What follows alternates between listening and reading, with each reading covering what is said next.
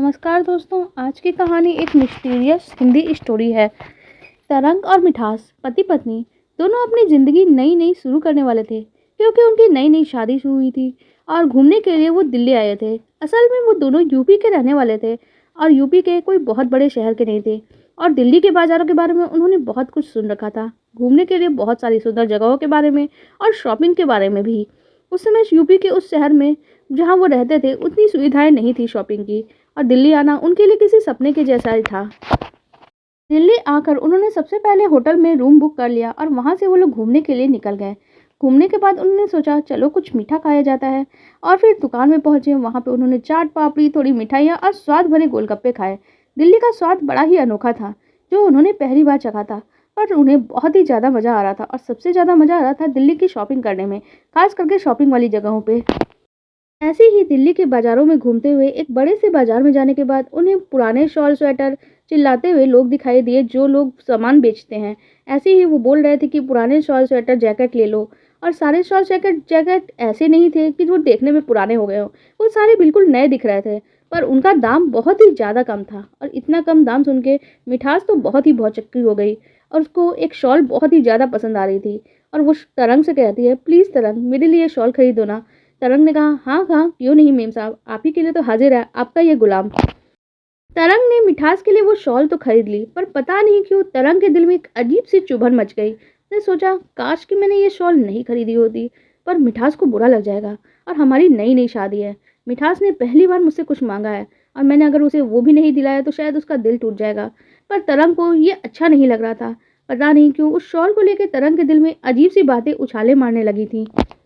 वो लोग होटल आ गए, और अगले दिन मिठास बनारसी साड़ी पहन कर तैयार हुई, और उसने खुद को आईने में देखा। बनारसी साड़ी के साथ देखा शॉल कितना जच रहा है, अपने कुछ जेवर और बनारसी साड़ी के साथ जब उसने शॉल अपने शरीर पर लगाई तो खुद को वो आईने में देखती रह गई। वो बहुत ही खूबसूरत लग रही थी।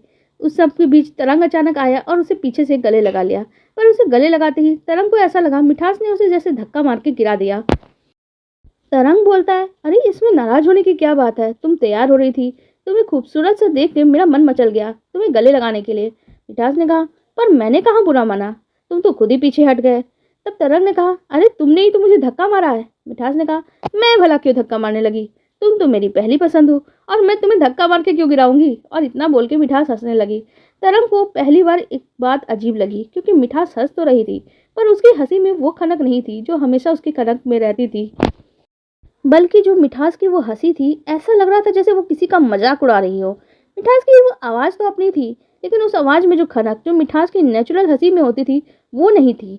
ऐसा लग रहा था मिठास के अंदर को जैसे कुछ चल रहा हो। तरंग इस बात को भाप गया था, पर तरंग के मन में एक अलग सा उत्साह था कि वो मिठास के साथ घूमने जा रहा है। दोनों शादी के बाद पहली बार तो घूमने आए हैं, और मिठास के साथ एक पुराने किले की तरफ वो लोग घूमने के लिए निकल गए। उस किले में पहुंच के मिठास बहुत ही अजीब सी हरकत करती है। उस किले को देखकर वो ऐसे बिहेव करती है जैसे उस किले को वो बहुत पहले से जानती हो। वो सारी जगह को घूमने लगी, जिन जगह को शायद तरंग जानता भी नहीं था। मिठास हर जगह को ऐसे एक्साइटमेंट के साथ दिखा रही थी। वो देखो वो कितनी सुंदर खिड़की है, और इसके दरवाजे तुमने देखे हैं कितने सुंदर हैं। देखो बाएं तरफ मुड़ते हैं, वहाँ पे एक झरोका है, वहाँ से मैं बाहर अक्सर झाँका करती थी जब मैं यहाँ घूमने आती थी। मिठास इतना कहती है तो तरंग उसे झकझोर देता है और पूछता है, तुम बाहर झाँका करती थी। तब मिठास ने कहा, नहीं मैं कैसे झाँक सकती हूँ, मतलब जो यहाँ रहती होगी वो झाँकती होगी। मिठास की ये सारी बातें तरंग को बहुत ही अजीब लग रही थी, लेकिन तरंग के मन में एक अजीब किस्म का डर घर करने लगा। लेकिन इतना कुछ बुरा होता उससे पहले ही एक बाबा तरंग से अचानक ही टकरा गए, और उन्होंने मिठास के हाथ को गलती से छू लिया। तरंग उन पर चिल्लाने वाला था कि उन्होंने मिठास को कैसे छुआ, तब तक उन्होंने ही कहा, लगता है तुम बहुत परेशान हो, और किस वजह से परेशान हो मैं ये बता सकता हूँ। तरंग उनकी बात को अवॉइड करता है और उन्हें ध्यान नहीं देता है। इस पर भी वो बाबा बोलते हैं, ठीक है, जब तुम्हें ज़रूरत होगी, इस किले से ही थोड़ी दूरी पे एक मंदिर है बाएं तरफ, वहाँ मैं पूजा तपस्या वगैरह करते रहता हूँ। ज़रूरत होने पे तुम मुझे वहाँ के मिल सकते हो। वो मिठास को लेकर तरंग लेकिन अपने होटल में वापस आ जाता है। लेकिन रात में मिठास की एक अजीब सी हरकत, अजीब सी आवाज़ सुन के आधी तरंग की आंखें खुल जाती है, और तरंग की आंखें खुलती है तो ऐसा लगा जैसे मिठास को एक गिनती गिन रही हो। उनको लगा शायद वो अपने कपड़े या फिर कुछ खरीदे हुए गिफ्ट्स को गिन रही है। तरंग की आंखें खुलने पे उसे लगा आधी रात को लेकर मिठास क्यों गिन रही है, और उसने लाइट जला दी। उसने लाइट जलाया तो सामने जो नज़ारा था वो तरंग को हिला देने वाला था। मिठास ने अपने पूरे शरीर में बहुत सारी खरोंचें खींच रखी थी और वो उन्हें ही गिन रही थी। वो इतनी ज्यादा थी कि उन खरोंचों से बहुत बुरी तरह से खून निकल रहा था। मिठास ने अपने पूरे बाल नोच डाले थे और चेहरा भी बिगाड़ लिया था। अपने चेहरे तक को खरोच डाला था। मिठास की ऐसी हालत देखकर तरंग दौड़ते हुए मिठास के पास गया। मिठास, ये क्या कर रही हो? क्यों खरोच रही हो अपने आप को? क्यों खुद को नुकसान पहुंचा रही हो? क्या हुआ है मिठास? क्या तुम मुझसे नाराज हो? बोलो ना। मिठास कुछ बोलती क्यों नहीं? वो लगातार लेकिन हंसते जा रही थी। मिठास की ऐसी हरकत देख के तरंग बहुत परेशान हो गया और दौड़ते हुए होटल स्टाफ के पास जाता है और उनसे कहता है, प्लीज मेरी मदद करिए, मेरी पत्नी को कुछ हो गया है। तरंग के कहने पे होटल के स्टाफ के 3-4 लोग उसकी मदद के लिए आते हैं, पर मिठास को तो जैसे कंट्रोल करना नामुमकिन था। वो तरंग को भी बहुत ज़्यादा परेशान कर रही थी और तरंग इस हालत में परेशान होकर भगवान को याद करने लगता है। भगवान, किसी को मदद के लिए भेज दो, वरना मेरी मिठास को कुछ हो गया तो मैं जी नहीं पाऊंगा। वो ऐसा बोल के अपने भगवान से प्रार्थना करने लगता है। तभी दरवाजे की घंटी बजती है और उसे एहसास होता है कि बाहर से कोई नॉक कर रहा है। दरवाजा खोलने पे सामने मैनेजर था। मैनेजर ने कहा, मैं आपकी मदद कर सकता हूँ और मैं एक मंदिर से धागा लेकर आया हूँ आज सुबह ही। और मैनेजर वो धागा जबरदस्ती मिठास के हाथ में जबरदस्ती बांध देता है। मिठास के धागे के बंधते ही बेहोश हो जाती है और तरंग से कहता है कि जल्दी करो, हमारे पास ज्यादा समय नहीं है, मिठास को उठाने में मदद करो। तरंग मिठास को गोदी में उठा लेता है। तरंग उसे लेके गोदी में ही लेके नीचे उतरता है। मैनेजर जल्दी से अपनी गाड़ी तैयार करता है, क्योंकि वो मैनेजर की पर्सनल गाड़ी थी, और मैनेजर उसे बैठा लेता है और गाड़ी वहीं रुकती है जहाँ वो बाबा जी का मंदिर था। वो वहां पहुंचता है। मैनेजर को शायद बाबा जी के बारे में पहले से पता था। वहां पहुंचते ही बाबा मिठास के ऊपर के जो शॉल थे या साड़ी थी उसे हटाते हैं, तो देखते हैं मिठास ने अभी भी वही शॉल अपने शरीर में लपेट के रखा हुआ है। बाबा जी ने उस शॉल को अलग किया और उस शॉल को कुछ मंत्रों के साथ अग्नि के हवाले कर दिया। उस शॉल के जलते ही मिठास एकदम से छटपटाने लगी और थोड़ी ही देर में शांत हो गई। तरंग उसकी ये हालत देख के बहुत बुरी तरह से डर गया था।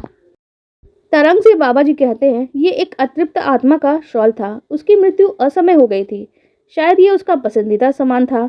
शॉल को ले लेने की वजह से उसकी वो आत्मा मिठास के ऊपर हावी हो गई थी, लेकिन अब चिंता की बात नहीं है, मैंने उस आत्मा को बांध दिया है। और तरंग से कहता है कि मिठास का थोड़ा ख्याल रखे। वो मिठास का बहुत ही ध्यान रखते हुए उसे अपने साथ होटल ले आता है और अगले ही दिन ट्रेन करके वापस अपने घर की तरफ लौट जाता है। घर पहुंचने के बाद मिठास बिल्कुल नॉर्मल बिहेव करती है। तरंग को भी एहसास होता है कि अब मिठास नॉर्मल हो गई है, पर वो 1 हफ्ते तक किसी को भी कुछ नहीं बताने वाले का सोच लेता है और मिठास से कहता है कि चलो हम लोग एक दिन मंदिर होकर आते हैं। और मिठास उसके साथ जाने को तैयार भी हो जाती है। वो लोग एक मंदिर पहुंचते हैं। मंदिर में बाबा जी उधर घूम के हवन कर रहे थे।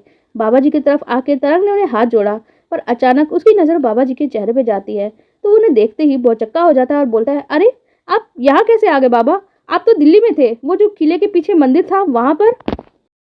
तरंग की इस बात पे बाबा जी उसे भौचक्के से देखते हैं और बोलते हैं, मैं कहाँ दिल्ली जा पाऊंगा बेटा, मैं तो बड़ा ही बूढ़ा हो चुका हूँ और इस उम्र में कहाँ ट्रेन की यात्रा करता फिरूंगा, और दिल्ली जाके किसी किले के पीछे किसी और मंदिर में क्यों रहूंगा।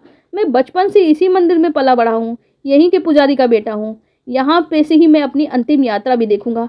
इतना बूढ़ा हो गया हूँ, इस उम्र में यात्रा करके मैं दिल्ली कहाँ जा सकता हूँ। इस पर तरंग कहता है, अरे लेकिन मिठास की जब तबीयत खराब हो गई थी, आप ही ने तो सब कुछ ठीक किया था, आप ही ने तो तुम्हारी मदद करी थी, मैनेजर की मदद से मैं आप ही के पास आया था। बाबा ने कहा, मैं वो नहीं था, लेकिन मैं समझ गया कि वो कौन था, और मंदिर की मूर्ति की तरफ इशारा करता है। मंदिर में हनुमान जी की बहुत बड़ी सी प्रतिमा थी। वह तरंग से कहता है, वो जो तुम्हारी मदद बनकर आए थे, मददगार बनकर, वो ये थे, वो थे, इनका साथ कभी मत छोड़ना, इनका हाथ हमेशा पकड़ के ही रखना, क्योंकि ये तुम्हारा साथ कभी नहीं छोड़ने वाले। मंदिर में मूर्ति की तरफ देखते ही तरंग की आंखों से आंसू बहने लगते हैं। मिठास उसका हाथ पकड़ लेती है और मिठास कहती है, बजरंगबली का साथ होगा तो हमारे जीवन में कभी कोई आफत आ ही नहीं सकती।